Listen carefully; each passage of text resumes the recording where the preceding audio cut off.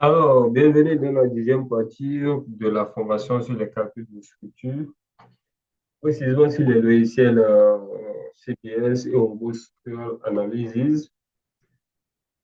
Voilà, nous sommes sur la deuxième partie, la deuxième vidéo. Donc, je vous avais dit tout ce qu'on va essayer de voir aujourd'hui, c'est l'application des charges. Donc, qu'est-ce que je fais? Je retourne sur la vue métier, là, soit vous cliquez sur F9. Voilà. Et maintenant, on va appliquer les charges. Donc, quelles sont les charges à appliquer sur notre bâtiment? Tout d'abord, on va parler des charges permanentes. Les charges permanentes, vous avez les poids propres de la dalle. Quand je parle du poids propre de la dalle, vous avez, c'est-à-dire les dévus, les outils et la table de compression, tous ces poids propres-là, tous ces trucs-là, quand il s'agit de plancher intermédiaire,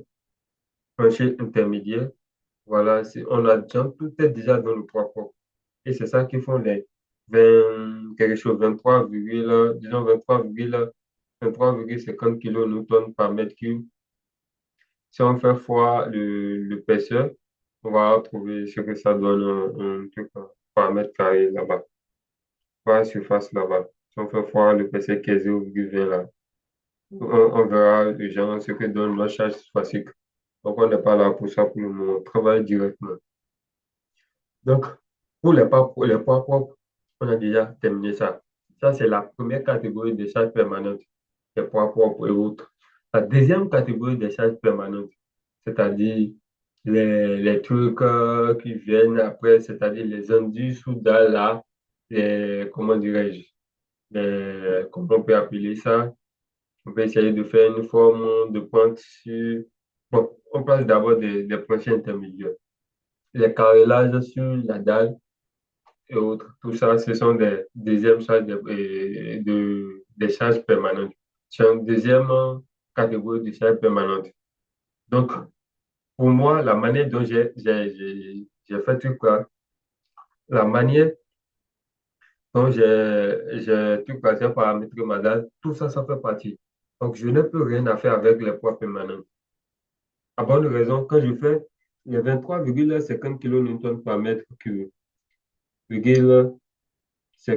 kN par mètre cube que j'ai choisi comme poids volumique pour ma dalle.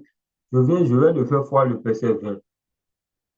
Je l'ai donné PC20. C'est ça qui donne 23 kN par mètre cube. Si je le fais fois, je le fais maintenant fois 0,20, qu'est-ce que ça va me? Ça va me donner 4,65 kN par mètre carré. Voilà ce que ça va me donner, je pense, hein. Voilà, c'est un peu ça, c'est tout ce que ça va me donner. Ouais, je pense 4,65. Donc, voilà, mes charges permanentes par mètre carré se résument à ça. Voilà, c'est un peu ça. Je vais essayer de calculer ça rapidement, vous allez voir. Calculatrice,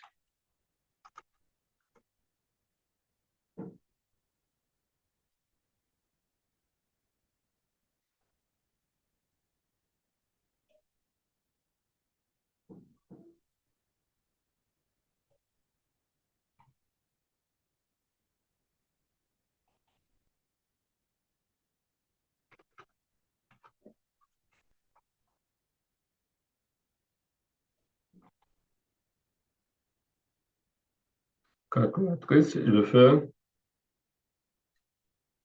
23,50 fois 0,2. Ça me donne 4,7 kN par mètre carré. Donc, mes charges permanentes par mètre carré se résument à 4,7 kN.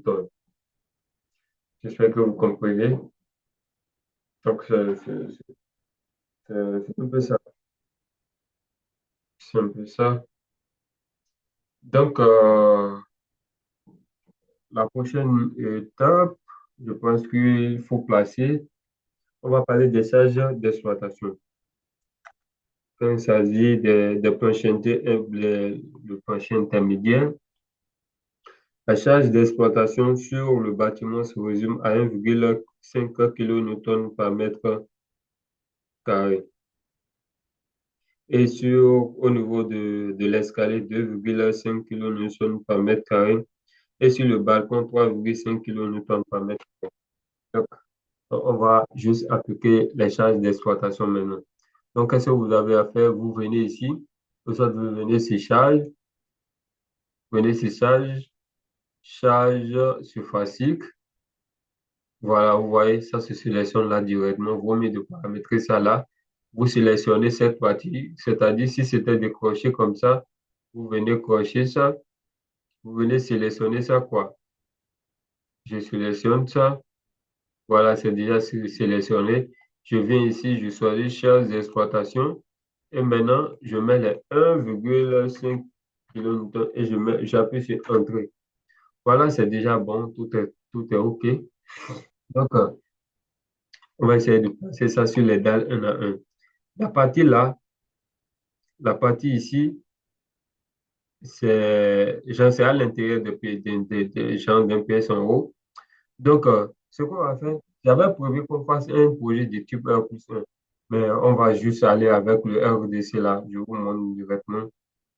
Voilà, on va considérer que pour pouvoir travailler avec les trucs de balcon et autres, on va travailler avec vous, genre, pour que après vous puissiez genre, être au courant de tout ça, quoi. Là, la partie là, on va sélectionner ça comme balcon. C'est vrai, moi, je vais garder ça comme le dernier niveau. Je voudrais qu'on fasse quelque chose de type R+1. Bon, ben, on va aller plus vite, quoi. C'est parce que c'est les mêmes étapes. Là, je prends ça comme un balcon. Tous ces dalles qui sont ici, là, je vais les prendre comme un balcon, juste là-bas. Et tout le reste, c'est l'intérieur du bâtiment. Et la partie ici, c'est l'escalier. Donc, je peux rester en 3D pour appliquer les charges, comme je peux rester en 2D. Donc, tous les dalles qui sont là, ce sont des balcons. Donc, pour eux, c'est 2,5. Mais actuellement, je suis sur une charge surfacique d'exploitation de 1,5 kN par mètre carré. Donc, je vais appliquer pour le bâtiment d'abord. Il y a là, c'est bon. Quand j'applique sur une surface de dalle, vous voyez, ça devient jaune plus façon. Donc, je vais l'appliquer sur tout.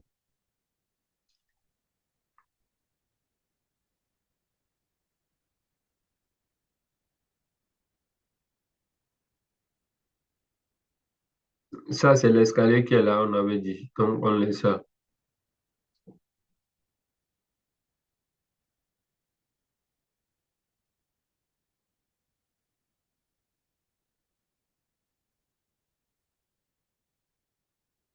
Voilà. Donc, je viens en 3D pour voir. Vous voyez, je viens d'appliquer la charge d'exploitation de 1,5 kN par mètre cube sur toutes les portions de la dalle de l'intérieur des pièces. Donc, ils vont encore construire sur ça.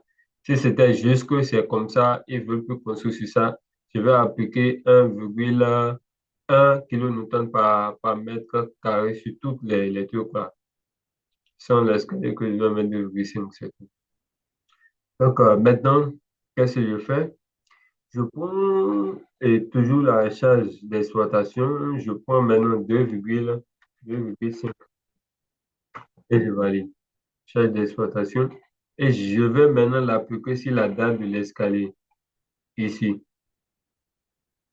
Je retourne en D2 pour l'appliquer. Ici, je l'applique. Ici, non, charge surfacique plutôt, exploitation, 2,5. Je valide. Je vais appliquer ça en 3D pour que vous puissiez voir. J'appuie. Vous voyez, c'est une charge de 2,5. Vous voyez ça en hauteur, c'est plus élancé que les autres. Parfait. Maintenant, je vais appliquer maintenant la charge d'exploitation de 3,5 kN par mètre carré pour les balcons. Voilà. Donc, je vais appliquer ça pour tous les dalles du balcon.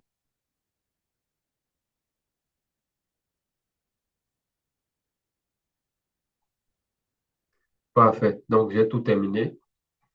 Je viens d'appliquer toutes les charges et autres. Maintenant, la prochaine étape, c'est d'appliquer la charge des murs sur les longueurs qui sont en bas ainsi que les poutres qui sont en haut. Donc, qu'est-ce que je vais faire? Je vais sur charge linéaire. Voilà, c'est ça qui est là, charge linéaire, je le sélectionne. Et pour la charge des murs, je vais prendre 10 kilonewtons par mètre. Je prends charge, ça c'est charge permanente pour les murs, 10 kilonewtons par mètre pour les murs, que je vais appliquer sur toute les longueur. Donc je redescends en bas, je redescends complètement en bas au niveau de la fondation. Et voilà les longueurs qui sont là, je vais les appliquer la charge. J'applique, genre, je creuse juste sur chaque poutre.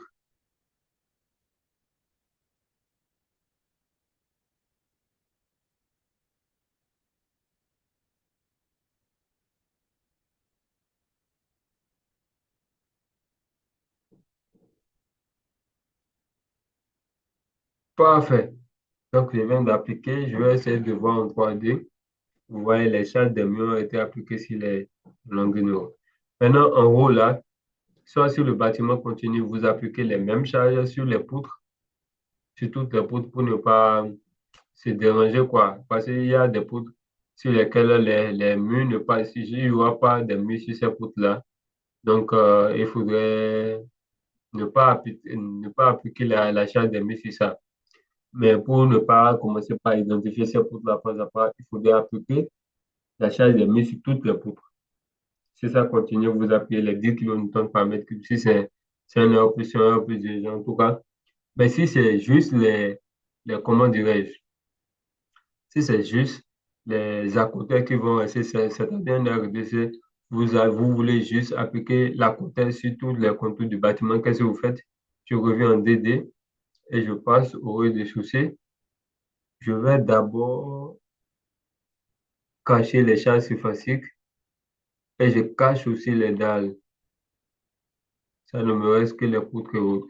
Maintenant, je vais appliquer la charge de 5 kN par mètre comme charge des murs d'à côté, c'est-à-dire comme eux, ils ne sont pas plus élancés et que j'applique sur tous ces murs-là qui sont sur le contour.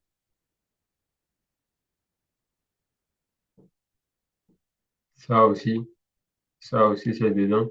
Ça aussi, c'est dedans. Donc, je vais voir en 3D.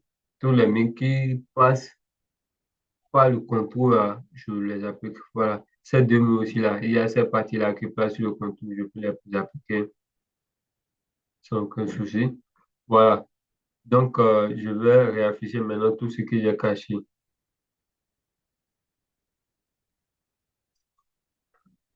Donc, je vais maintenant, comme tout ça c'est fait, ce sont les deux types de champs que vous devez appliquer. Maintenant, je reviens sur outils et je vais vérifier s'il n'y a pas d'erreur.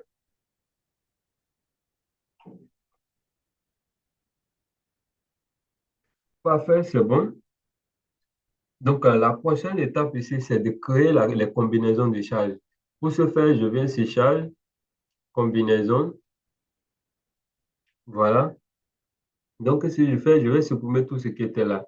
On est allé, lui, je vais supprimer ça, supprimer, supprimer. Et qu'est-ce que je fais maintenant? Je coche cette partie, c'est-à-dire je fais ça, je clique là. Et maintenant, je coche là. Ça ne sort juste que le poids propre. Quand j'ai le poids d'exploitation, tout et tout ça. Donc, je ferme ça d'abord, je supprime et je ferme ça d'abord et je lance les calculs de structure pour que ça mette en évidence mes charges, quoi.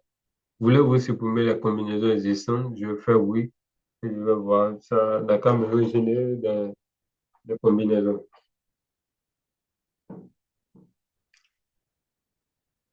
Voilà, tout est OK. Je viens maintenant sur charge, combinaison de charges.